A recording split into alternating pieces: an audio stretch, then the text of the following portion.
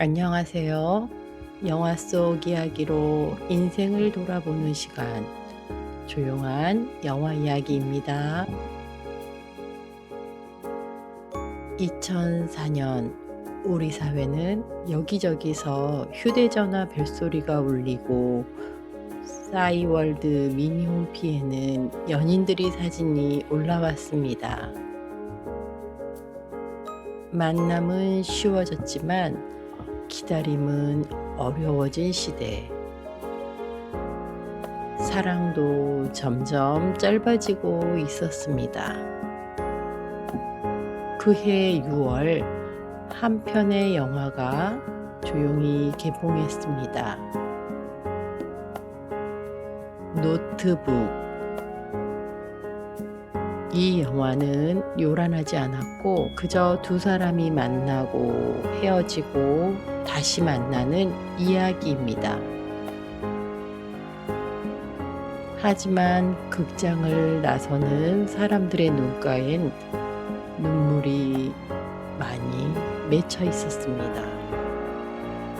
어떤 이는 오래전 헤어진 사람을 떠올렸고 어떤 이는 곁에 있는 사람의 손을 더 꽉 쥐었습니다. 영화 속으로 들어가 보겠습니다. 어느 요양원 한 노인이 노트를 펼치며 영화는 시작됩니다.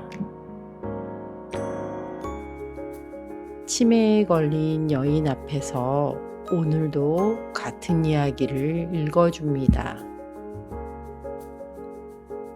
1940년대에 가난한 목수 노아와 부잣집 딸 엘리가 놀이공원에서 만납니다.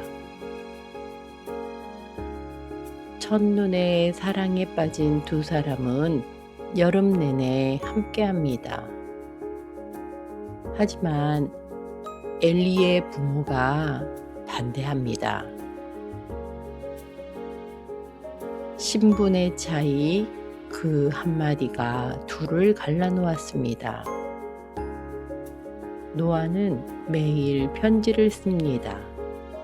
하루도 빠짐없이 1년 동안 365통을. 하지만 그 편지는 엘리에게 전달되지 못합니다. 그녀의 어머니가 모두 숨기기 때문입니다. 그런 줄도 모르고 엘리는 연락이 없는 노아를 잊기 위해 다른 남자와 약혼합니다. 노아 또한 답장이 없는 엘리를 잊기 위해 전쟁터로 떠납니다. 세월이 흐르고 어느 날 엘리는 신문에서 노아의 소식을 봅니다.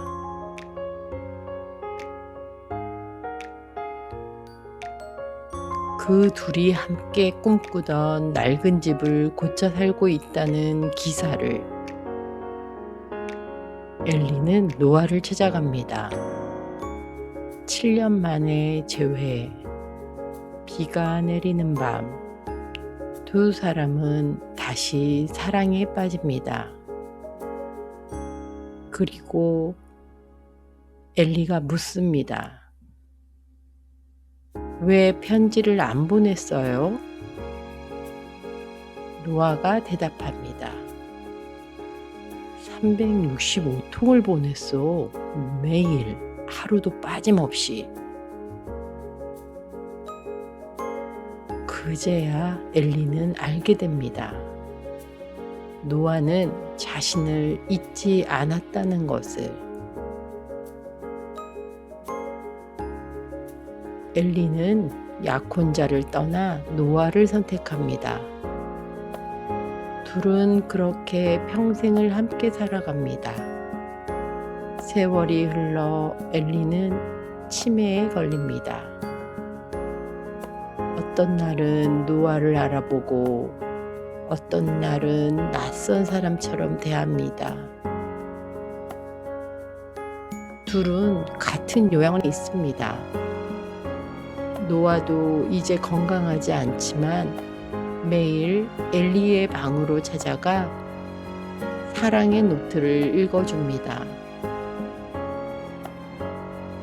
우리가 어떻게 만났는지, 어떻게 사랑했는지 같은 이야기를 반복하고 또 반복합니다.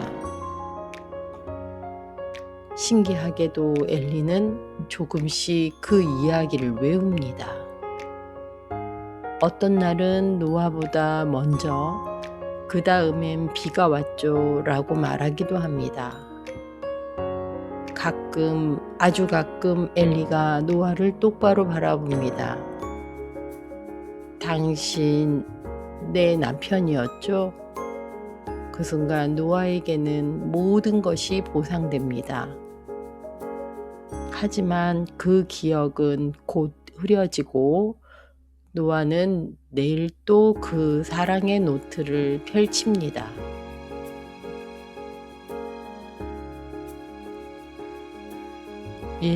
일편단심. 한 사람을 향한 변하지 않는 마음. 노아의 365통 편지도 7년의 기다림도 치매 걸린 아내 곁을 지키는 것도 모두 일편단심이었습니다.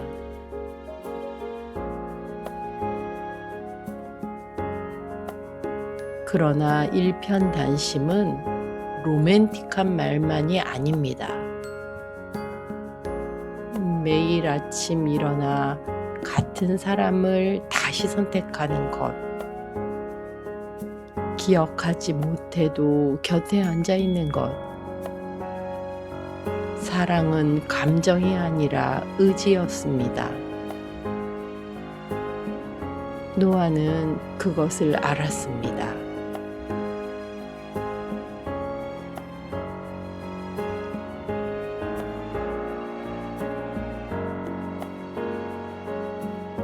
친구의 아버지는 암 선고를 받았습니다. 그 무렵 아내에게도 치매 진단이 내려졌습니다. 처음엔 작은 것들부터 잊기 시작했습니다. 오늘이 무슨 요일인지, 아침에 뭘 먹었는지, 다행히 자녀들 이름은 기억했습니다. 민수야, 수진아 하고 부를 수 있었습니다. 다만 얼굴은 어릴 적 모습으로 기억했습니다. 50대 아들을 보며 학교 갔다 왔니? 라고 물었습니다. 남편은 어떤 날은 알아보고 어떤 날은 몰라봤습니다. 당신 누구세요? 우리 남편은 어디 갔어요? 아버님은 매번 참을성 있게 대답했습니다. 금방 올 겁니다.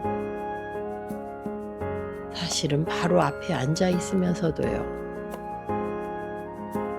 자녀들이 요양원을 알아봤습니다. 아버지, 이제 힘드시잖아요. 전문가한테 맡기세요. 아버지는 고개를 저었습니다. 아직 괜찮아. 항암 치료를 받으면서도 아침이면 아내를 씻기고 밥을 먹였습니다. 매일 같은 말을 반복하며 아내를 학습도 시켰습니다. 나는 당신 남편이요. 이름이 뭐랬죠? 김철수? 그래, 잘했어. 아내가 이름을 외우는 날이면 아버지는 조용히 미소 지었습니다. 어떤 날은 기적 같은 날도 있었습니다. 저녁 무렵 아내가 갑자기 말을 하는 거죠. 여보, 오늘 병원 다녀왔어요? 많이 힘드셨죠? 그리곤 아버지의 손을 꼭 잡았습니다. 그 순간만큼은 50년 전 신혼부부였습니다. 아버지는 조용히 눈물을 흘렸습니다. 하지만 다음 날 아침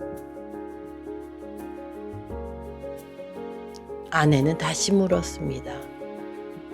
당신 누구세요?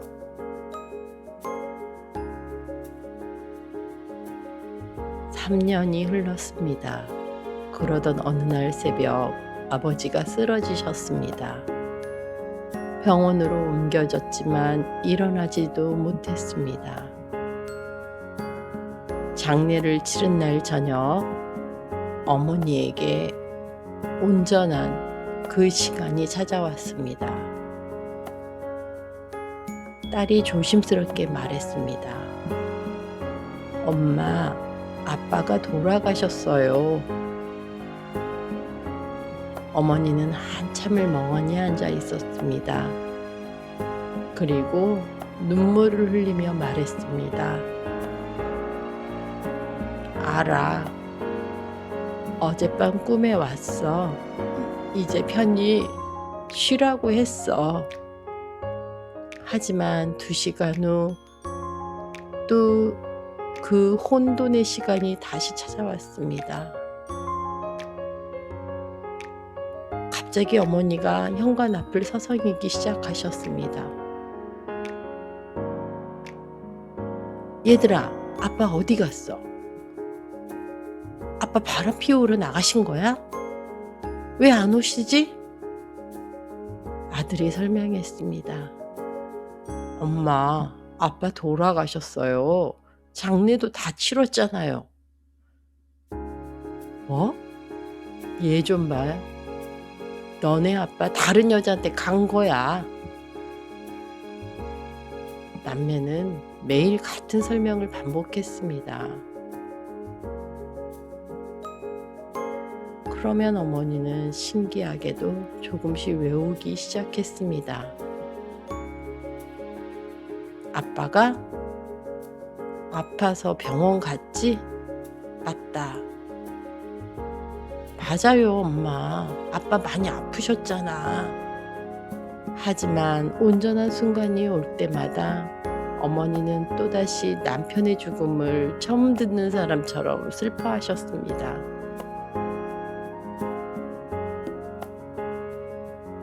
그렇게 자녀들과 3년을 지내시다가 결국 요양원으로 모시게 되었습니다.